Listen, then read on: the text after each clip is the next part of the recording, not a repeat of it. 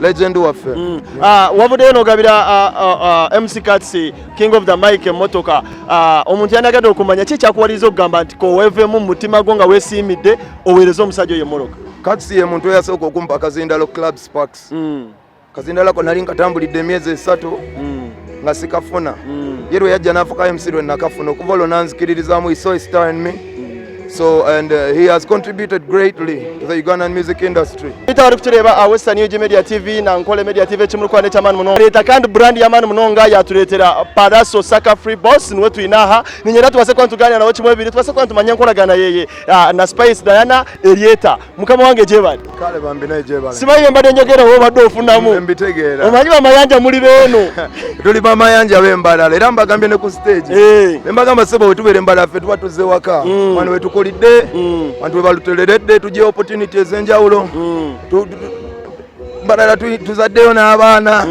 Ogamba embeera bweri ya family. So when I come this side, chovola abawembera ku stage, I give my best because I'm giving my people. Atere ekirala ntera mpulira buli muyimba atera okugamba nti wamala okuba central abeera awulira yagalazeeko Mbalala. Weebale nnyo. Mbalala is such a great city. In a youthful audience. Era nsanyuse nnyo okulaba omuntu nga Reigi nga performing nga wakabi nga sinking deep. It's very beautiful. So kizaamu amaanyi nti industry embalala kati yakabi really recognized katunonye engeri gye tugigatta ne Kampala awo olaba ate engeri gye tukuba ne bweru wa Uganda okusingako you know. Break borders. PALLASO twagala tumanye enkolagana yo gy'olina ne Spice Diana cause tubadde situmusuubira kuleeta big branding nga ggwe kubanga yatugamba agenda kuleeta surprise artist. Tugenza okulaba ate nga PALLASO oze tebakulanze tebakoze kitegeeza mulina enkolagana gye tutategeera gwe ne Spice. Spice is like a sister to me.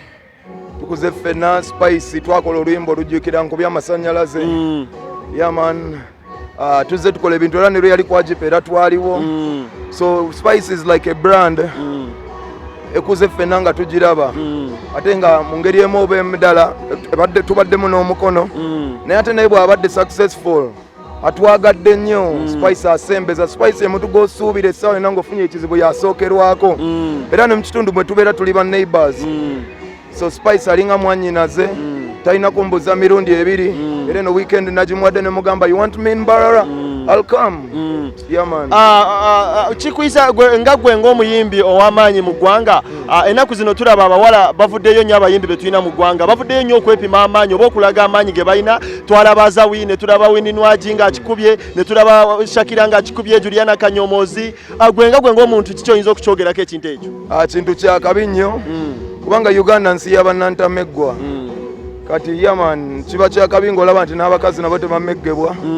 Kuba naffe endongo gye tukuba bw'oba tewenywezezza oyinza obutabeerawo kubanga endongo y'amaanyi endongo weri. So bw'olaba omuntu nga Spice brandi ebaddewo emyaka gy'ebaddewo gyonna mentioning Shiba Juliana kiri very beautiful. Ate nekirala ensi gy'eraga n'abakyala baagala mwenkanonkano. So maybe ako akabonero akamu akalaga ti omwenkanonkano gujja. PALLASO okubye ennyimba hit after hit, hit after hit, mwaka ku mwaka emyaka ng'ena nga gigobereganye gyonna nga gwakutta kati. PALLASO abantu nga bakoze zi concert nga situlaba concert wagwana. Kandi ndi ku speed yange. Siri ku speed ya buli omu. Ojja kudduka n'omuntu nga tomanyi face ki gy'alimu mu bulamu bwe. Kisegeero ojja kudduka n'omuntu nga ye Katonda yamusaawo Katonda agende bibyakola mangu odduke ku speed yo ogende mangu naye. So me I do my thing. Nalina injury ku kugulu era ojjikale nasemba okujja wano nali mpenyera. But it's getting better and better. Nasalawo considering health before concert. Concert ennyimba tuzikubye wezirina era kyazikuba abantu bazinyumirwa. Concert nenkyesobola obeerawo. Naye ate tesobola beerawo nga PALLASO takyaliwo. Nasooka ne nkwata PALLASO nsoke mu budde atuke ku concert nga waakabira concert June 9th Heroes Day.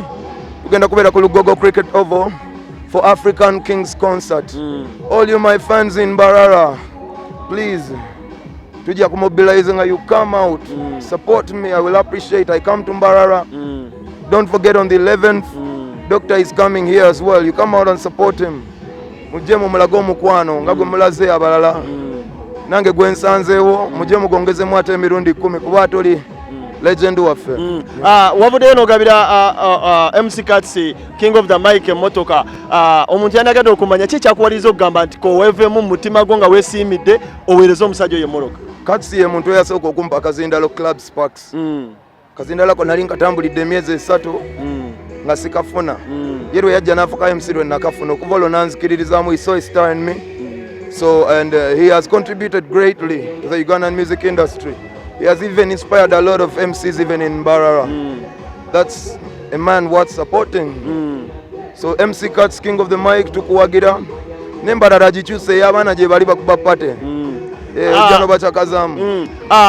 King oba legendary yavuddeyo ne tulaba akatamba kafulumye gwe nga PALLASO okwogerako ki ke twalabye nga akuba omuntu emiggo.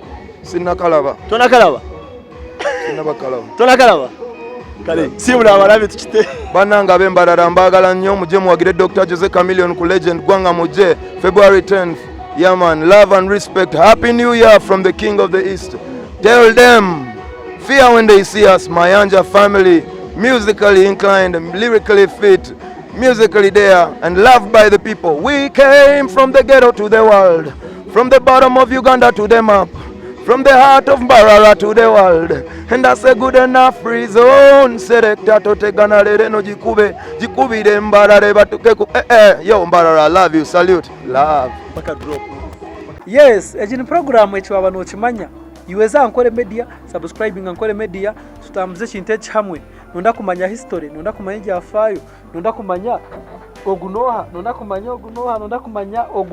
nonda kumanya echatumire aba president wamani. Iweza Ankole Media eshahead. Program eji bantu jukishaho ngo kubanza no guhakana shahe mweze kiro. I sign out for now.